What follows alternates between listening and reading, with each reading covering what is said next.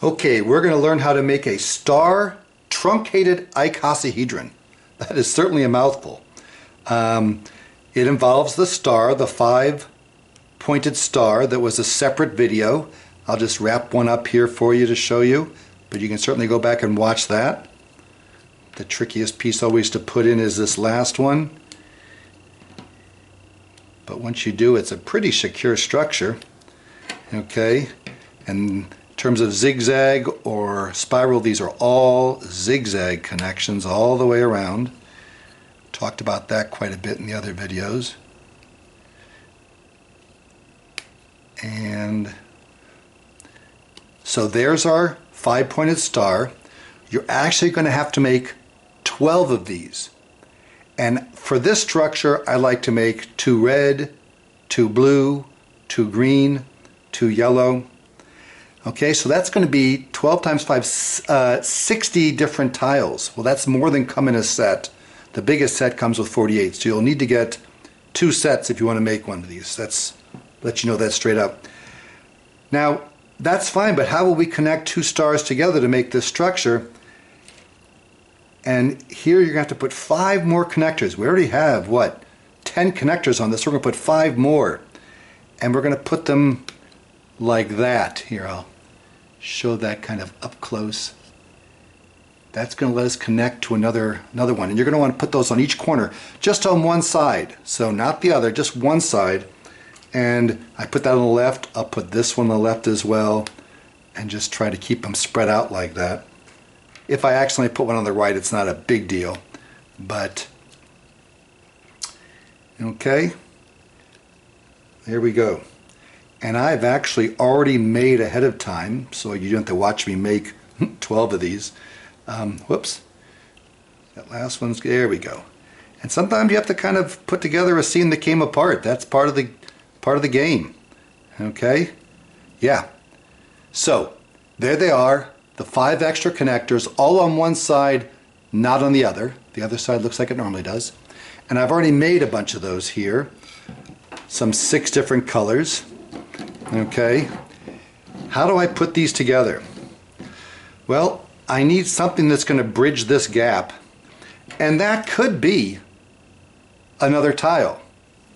Okay? I mean, if you're playing with hyper tiles, the good question is, can you bring in other things? And if you're a purist and say no, everything's got to be either the tile or the connector, then by all means use the tile to connect the 2 of them like that. And that's kind of neat. Okay. I'll just show that around. And by the way, if you do that, try to avoid having them facing each other like that, like they're mirror images. So have them all facing the same direction. I don't know if that's clear or not, but here I'll link these together. Okay. And the last one would be here. And see how these are all pointing, I guess what, in a circular pattern to the left? If I use it like this, now these 2 are kind of mirror images, so we don't want that. It's not a big deal. It'll hold it together either way, but it looks a little nicer if you do it like this. So there's how you would do it with just the tiles, and you can kind of move them a bit. But so I do have a video showing that, okay? And that's the legit one because it just involves hyper tiles. But these do kind of detract from what I want people to see, which is these beautiful, they look like starfish in the structure, 12 of them. So a whole nother way of doing this then is to use little sticks. Okay, they have to be about the same diameter. This is a bit thicker, but that should work. And what did these come from? They came from shish kebab skewers. And I like using the thicker ones. It's a little hard to put them in there, but then they hold in there a little bit better. And you can literally just break these off. I like these to be about 9 centimeters long. That's about 3.5 inches. And once you've got one made, you can kind of use that to make some more. You'll need 30 of these altogether. Well, you can get 3 out of each skewer, so 10 skewers, that's not too bad. You'll end up with a little tip like that that you can just discard. Okay? And once you have your 30 of those, maybe with a couple spares there in case they break, you can use those to connect. Okay? These are a little bit harder to put in, but worth it in terms of holding the structure together better. So, just like that. And again, if you're a purist and think, no, you can't use something besides a hyper tile, then use this instead. But if you're willing to try other things in there, why not? Okay? And what I did in there is not a bad suggestion, is to hold this pretty securely while I push that in there. Okay, so I connected those two. Here comes another one, and you're going to see what's going to happen right here. And again, best to hold this together as you push this in. Okay? Oop, this happens. I did one, I disconnected the other. That's okay. Sometimes it's one step forward and 2 steps back, and that doesn't get you very far, but patience is certainly one of the skills you want to have when you're doing these hyper tile structures. Okay? Let me take that off of there. Stick it on here first. Oop, make sure we don't lose that. There we go. Oop, did I bump the camera? There we go. Okay. Took a little practice, but there it is. Once you've done that, you're just going to keep doing that. That's right. You're going to add another stick here, another stick here. Put the orange one there.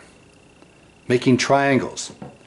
Really, if you think of this as the face, it's actually a hexagon. 1, 2, 3, 4, 5, 6-sided. And these are pentagons. And that is exactly what kind of faces a truncated icosahedron has. In fact, it has 12 pentagons, and when all is said and done, we'll have 20 hexagons. And in case you're curious, that 12 pentagons, 20 hexagons, take a look at a soccer ball, because that's the same configuration. It's called a truncated icosahedron. I'll try to add another one on here, and then we'll skip to another shape that I've pretty much finished. Just show you the finishing touches there. Okay, whoops. We'll do it like this time. Okay, it's nice when it snaps in like that.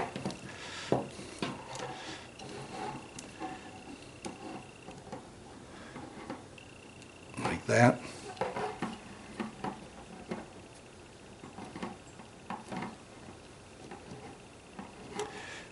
Once you get enough of these put together, you can turn it over, because that's going to be the bottom of this bowl that you make. Okay? We can put another here, another here. I think you get the idea of this. Okay? Oops.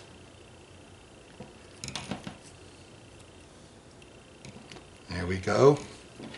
Put that one there. Whoops, like this, because now I've got it facing inward.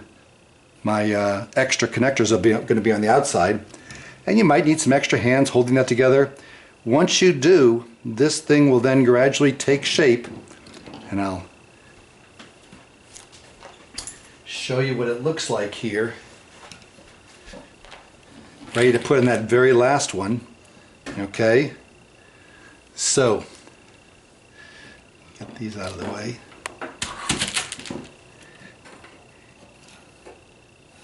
Okay. Wow. Let me see if I can zoom backwards on this. A little bit there. Okay. And we'll put this last structure in here, which is going to be blue. And in case you're wondering about the color scheme,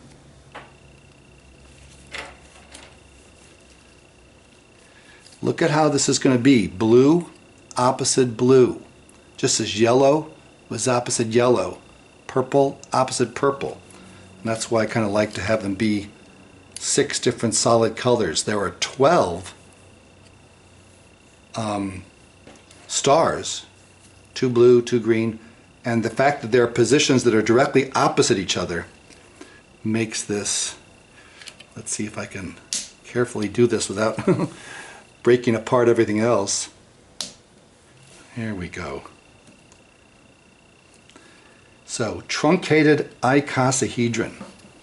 One cool thing is that's got, if you counted these, there'd be 60 little vertices on this. A soccer ball has 60 places where the pentagons and hexagons come together. And there's actually a little carbon-60 molecule called buckyball that has this same shape, C60. Okay, so this is it, the star truncated icosahedron. You can see the hexagons there, okay? And then the pentagons, of course, with the stars.